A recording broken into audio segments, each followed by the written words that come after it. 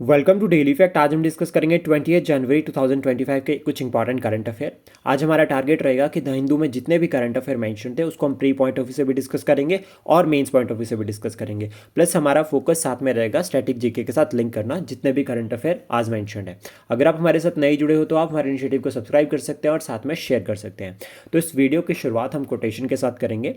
It is a fine thing to be honest. It is a fine thing to be honest, but it is also very important to be right. But it is also very important to be right. ये किसने कहा है? Winston Churchill ने। ये quotation जो है वो आपको एसे राइटिंग में भी हेल्प करेगा और आंसर राइटिंग में भी हेल्प करेगा। आंसर्स में भी हम इसको इंक्लूड कर सकते हैं और इस कोटेशन के ऊपर एसे भी लिखने के लिए आ सकता है। तो हमें 300 वर्ड में इस कोटेशन के ऊपर एक एसे भी जो है वो प्रिपेयर कर लेना है। तो शुरुआत करते हैं कुछ इंपॉर्टेंट करंट अफेयर के साथ। सबसे पहले हम बात करेंगे अर्बन डिजास्टर के बारे में। देखो, अर्बन डिजास्टर आजकल काफ़ी न्यूज़ में चल रहा है और ये टॉपिक मेंस के लिए बहुत ज़्यादा इंपॉर्टेंट रहेगा। स्पेशली अगर हम बात करें GS 3 और 1 दोनों के लिए जो है वो इंपॉर्टेंट होगा। जो GS 1 में अगर हम बात करें तो ज्योग्राफी के साथ लिंक कर रहा है और GS 3 में अगर हम बात करें तो डिजास्टर मैनेजमेंट के साथ लिंक कर रहा है। अभी रिसेंटली क्या हुआ कि 4 स्टोरी बिल्डिंग जो है वो क्लैप्स हुई है न्यू दिल्ली में, सॉरी नॉर्थ दिल्ली में। ये कहाँ पर है?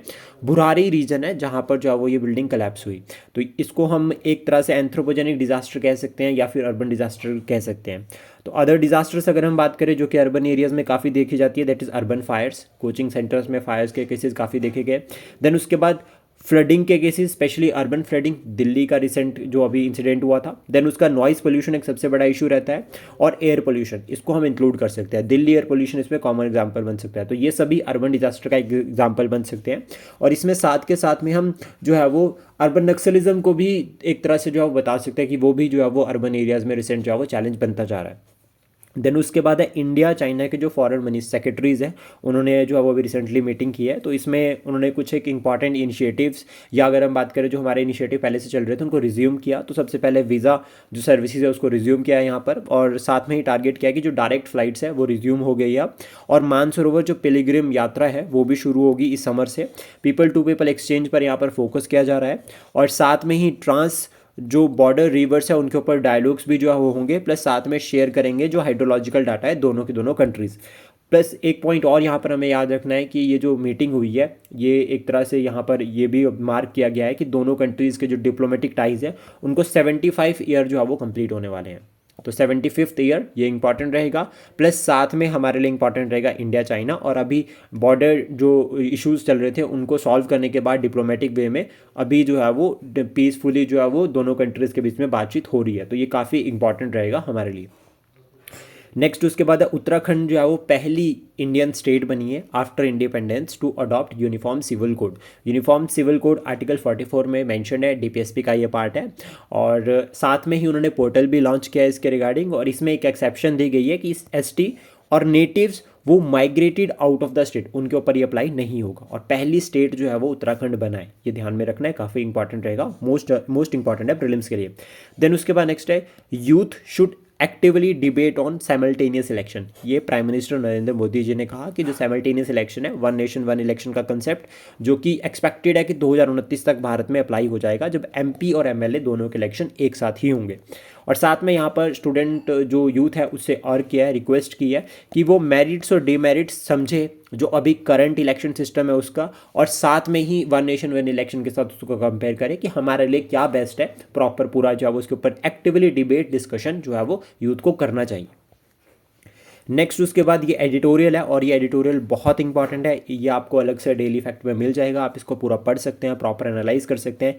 इसमें जो डाटा है वो हमें मेंस में बहुत ज़्यादा हेल्प करेगा। जैसे कि यहाँ पर अगर हम बात करें तो गवर्नमेंट के initiative with respect to the renewable energy sources, तो जितने भी रिन्यूएबल एनर्जी सोर्सेज है उसके रिगार्डिंग गवर्नमेंट के इनिशिएटिव है सारे यहाँ पर मेंशन है। प्लस जैसे कि फॉर एग्जांपल 500 गीगावाट का टारगेट किया हमने 2030 तक, तो ये आपको यहाँ से मिल जाएगा। प्लस यूनियन बजट काफ़ी इंपॉर्टेंट भी है, और वैसे भी न्यूज़ में रहना है कि 31 तारीख से जो बजट सेशन होगा और 1 तारीख को जो है वो 1 फरवरी को जो है वो बजट जो है वो हमारी जो फाइनेंस मिनिस्ट्री है वो जो है वो रखेंगे हाउस में। तो ये इंपॉर्टेंट रहेगा। और क्लाइमेट एक्शन के रिगार्डिंग भारत के क्या इनिशिएटिव रहते हैं वो भी इंपॉर्टेंट है।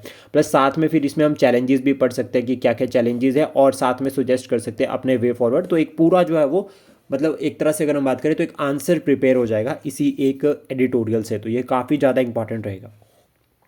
देन उसके बाद नेक्स्ट है ब्रह्मोस के बारे में। ब्रह्मोस इंडोनेशिया की जो नेवल डेलीगेशन है उन्होंने रिसेंटली ब्रह्मोस ऑफिस को विजिट किया दिल्ली में। तो इससे ये क्लियर होता है कि ब्रह्मोस जो है वो की सेल जो है वो इंडोनेशिया तक हो सकती है, यानी कि इंडोनेशिया भारत से जो है वो ब्रह्मोस मिसाइल को खरीद सकता है। ब्रह्मोस की अगर हम बात करें तो सुपरसोनिक क्रूज मिसाइल सिस्टम है, और काफ़ी तारीफ जो है वो इंडोनेशिया की जो नेवल डेलीगेशन उन्होंने की है, तो दैट मीन्स वो कीन इंटरेस्टेड है ब्रह्मोस में। देन उसका SEBI security and board exchange of India अभी रिसेंटली न्यूज़ में चल रहा है, तो ये 1992 में बनाया गया है सेबी एक्ट के थ्रू। इससे पहले अगर हम बात करें स्टैट्यूटरी स्टेटस इसको 1992 में मिला है, लेकिन इसको बनाया 1988 में गया है। अभी अगर इसके प्रेजेंट चेयरपर्सन की अगर हम बात करें तो मधाबी पुरी बूच, ये फर्स्ट फीमेल चेयरपर्सन है सेबी की, और हेडक्वार्टर अगर हम बात करें तो वो है मुंबई में। आरबीआई का हेडक्वार्टर कहाँ पर है वो आप कमेंट बॉक्स में बता सकते हैं। देन जॉर्जिया की अगर हम बात करें तो जॉर्जिया को डब्ल्यूएचओ ने, वर्ल्ड हेल्थ ऑर्गेनाइजेशन ने रिसेंटली जो मलेरिया फ्री डिक्लेयर किया है, मलेरिया फ्री जो है वो सर्टिफिकेट इनको दे दिया है। और डब्ल्यूएचओ खुद भी न्यूज़ में चल रहा है, क्यों? क्योंकि अभी यूएसए के जो प्रेसिडेंट है उन्होंने ये कहा कि वो डब्ल्यूएचओ से जो है वो बाहर निकलते हैं, क्विट कर रहे हैं वो डब्ल्यूएचओ से। देन उसके बाद नेक्स्ट है first south east Asian nation to legalize same sex marriage, तो वो बनाए थाईलैंड। तो याद रखना है, first south east Asian nation to legalize same sex marriage, that is Thailand. ये इंपॉर्टेंट रहेगा, थाईलैंड काफ़ी न्यूज़ में भी चल रहा है। और आपको कमेंट बॉक्स में बताना है कि थाईलैंड बिम्स्टेक का मेंबर है या नहीं, तो ये आप कमेंट बॉक्स में बता सकते हैं। देन उसके बाद नेशनल टूरिज्म डे 25 जनवरी को होता है। रिपब्लिक डे की थीम की अगर हम बात करें इस साल की 76 रिपब्लिक डे की, तो गोल्डन इंडिया, ग्रोथ और हार्मोनी, स्वर्णिम भारत, विरासत और विकास, ये जो है वो हमारी थीम है 2025 की रिपब्लिक डे की। देन उसके बाद FICCI फिक्की के फ्रेम्स, मतलब फिक्की फ्रेम्स जो है इनके ब्रांड एम्बेसडर अभी रिसेंटली अपॉइंट हुए हैं, दैट इज़ आयुष्मान खुराना। ये प्रीलिम्स के लिए इंपॉर्टेंट हो जाता है। देन उसका नेक्स्ट है NVS-02 satellite, 100th space mission है ये ISRO का, from Satish Dhawan space centre. तो रॉकेट की बात करें अगर हम यहाँ पे तो GSLV F-15, तो ये इंपॉर्टेंट रहेगा। F-15 भी हम इसको कह सकते हैं, जो कि रॉकेट इसके लिए फॉलो किया जाएगा। और एक तरह से नेविक सैटेलाइट, यानी कि नेविगेशन में काफ़ी इंपॉर्टेंट रोल जो है प्ले करेगी। महाराष्ट्र में जो है वो सबसे ज़्यादा सुसाइड केसेस देखे गए हैं विद रिस्पेक्ट टू फार्मर्स, और ये कहा गया है कि 800 फार्मर सुसाइड जो है वो महाराष्ट्र में देखे गए हैं 2024 में। बांकापुर वॉल्फ वाइल्ड लाइफ सेंचुरी या बांकापुर वॉल्फ सेंचुरी, ये फर्स्ट वॉल्फ सेंचुरी है कर्नाटका में। और इंडियन ग्रे वॉल्फ की अगर हम बात करें तो IUCN status, that is endangered, ये बहुत इंपॉर्टेंट रहता है। IUCN को 1948 में बनाया गया। देन उसके बाद नेक्स्ट जो टॉपिक रहेगा दैट इज़ इंदौर और उदयपुर। इंदौर और उदयपुर ने अभी रिसेंटली ज्वाइन किया है list of 31st wetland accredited cities in the world under the Ramsar convention. Ramsar convention के अंडर जो उन्होंने ज्वाइन किया है। और वेटलैंड सिटी एक्रेडिशन की अगर हम बात करें तो इसका अप्रूवल जो है वो उरुग्वे में जब COP12 हुआ था, रामसर कन्वेंशन 2015 में, तो उस टाइम रामसर कन्वेंशन का COP12 2015 में उरुग्वे में हुआ था, तब इसको अडॉप्ट किया गया था, अप्रूव किया गया था।